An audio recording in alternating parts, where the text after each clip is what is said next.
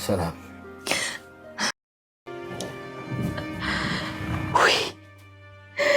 ወይ ሰው መሆን ስንቱን አሰብኩት። ምንድን ነው የቀረሽ እዚህ ቤት ውስጥ?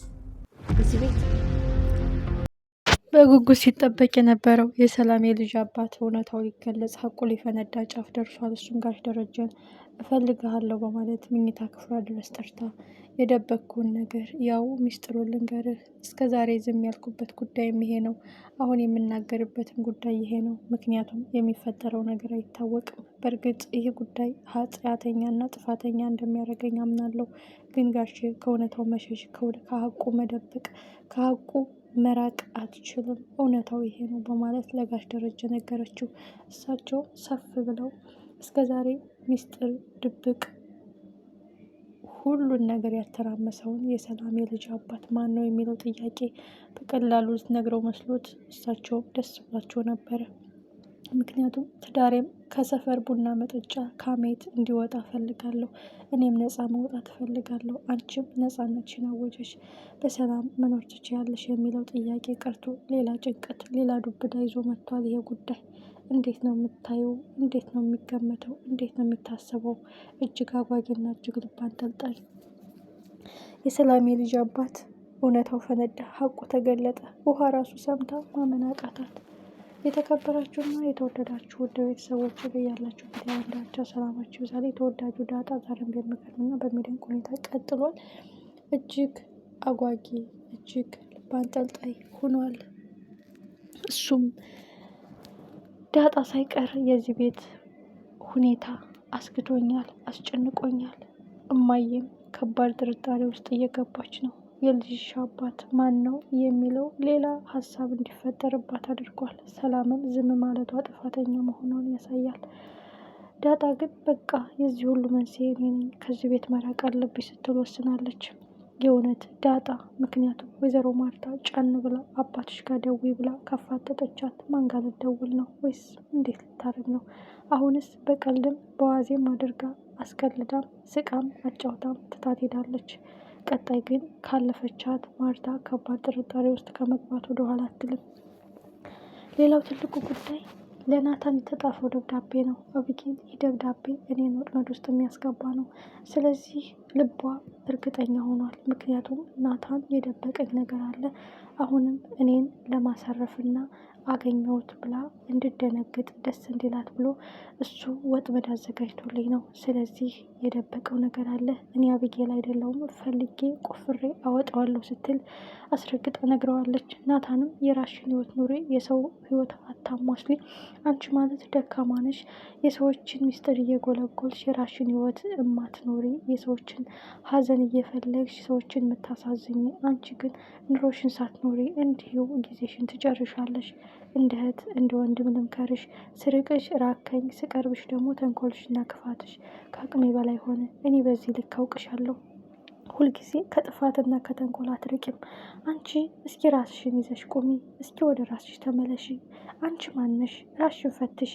የምትፈልጊው የምታነፈንፊው የምትቆፍሪው የሰውን ደስታ የሚያጨልም የሰውን ትዳር የሚያፈርስ የሰውን መዋደድ የሚያጠለሽ እንደሆነ ታውቂያለሽ። ደግነቱ ግን ሰላም የነገረች ሚስጥር ያዋየችኝም ሀቅ የለም።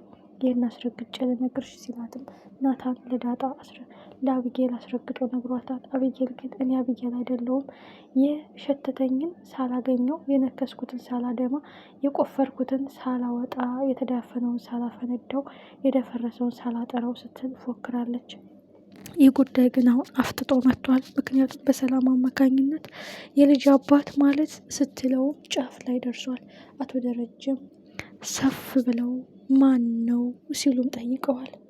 እርስዎ ሆነዎት ስትለው የእውነት ልቡ እዚያው ቀጥ እንዳይል እንፈራለን። ምክንያቱም የኔ ደካማ ጎኔ ትዳሬ ነው። የኔ ስስብልቴ ልጆቼ፣ ሚስቴ፣ ሁሉ ነገሬ፣ ደስታዬ፣ ቤቴ ነው። ስለዚህ ምን ላድርግ እያሉ እሳቸው በጣም ተጨናንቀዋል። ዳጣም አባቴ እንደዚህ ተጨናንቆ እንዲኖር አልፈልግም። ለእኔ ደስታ ስፈልግ የእሱን ደስታ እያጨለምኩት ነው። ለእኔ ቤተሰብ ስፈልግ የእሱን ቤተሰብ እያፈረስኩት ነው። ስለዚህ ለእነሱ ደስታ ስል እኔ ከዚህ መራቅ አለብኝ ብላለች። ግን የዳጣ ጉዳይ ሳይሆን ሌላ መዘዝ ይዞ የመጣው የሰላምዬ አሁን ያልተወለደው ገና ይችን ዓለም ያልተቀላቀላት ጨቅላ ሕፃን ልጅ ነው። እጅግ አጓጊና እጅግ ልብ አንጠልጣይ ወይዘሮ ማርታ አሁን ጥርጣሬዋ ከፍ እያለና የጠየቀችው ጥያቄ መልስ እያጣ ሲመጣ ይህ ጉዳይ ወዴት እየሄደ ነው ሊልም ትችላለች። ዳጣ ደዊና ስጭኝ የማዋየው ነገር አለ። ወልዶ እኮ ዝም አለሽ እንዴት አባት አይደል? አንድ ቀን ስታወሪውም እሱም ሲደውልልሽም ሰምቼም አይቼም አላውቅም። እስኪ አምጪው ብዙ የማዋየው ነገር አለ ማለት በጣም የገመተችው ያልጠበቀችውና ልጠይቀው ሊያስረዳት የፈለገችው ጉዳይ ስላለ ነው። ስለዚህ ምናልባት ወይዘሮ ማርታ ራሷ ደውላ ሚስጥሩን ከጠየቀችው የምን ልጅ የት የወለድኳት የታመጣዋት ብሎ ካለ ጉዳዩ ጥርት አለ፣ ሀቁ ፈነዳ ማለት ነው።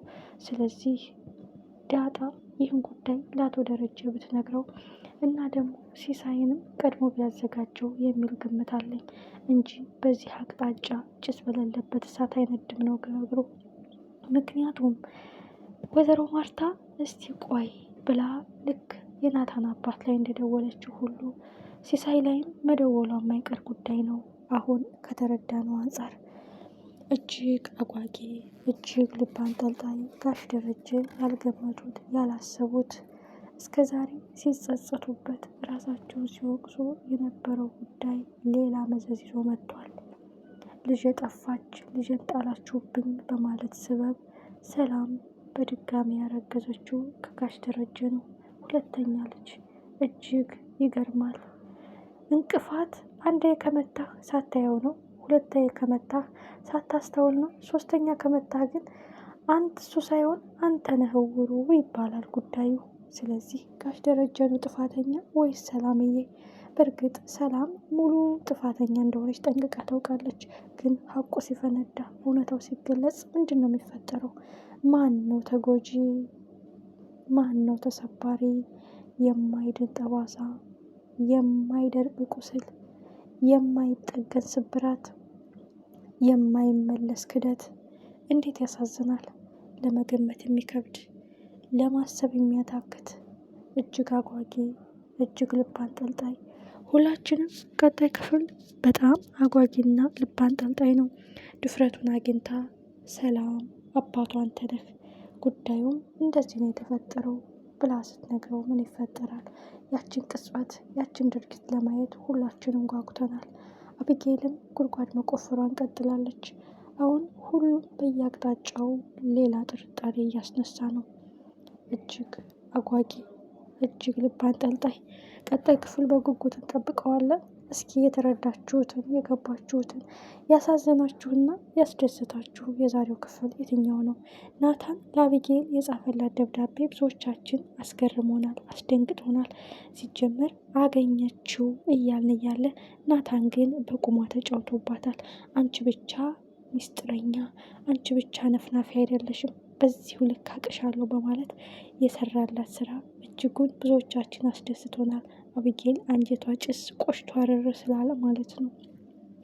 ሌላው ትልቁ ጉዳይ የወይዘሮ ማርታ ጥርጣሬ ዛሬ በቀልድ ብታልፈው ነገ ድጋሚ አታሳልፋትም። በዚህ ምክንያት ሀቁ ይወጣል የሚል ግምት አለኝ።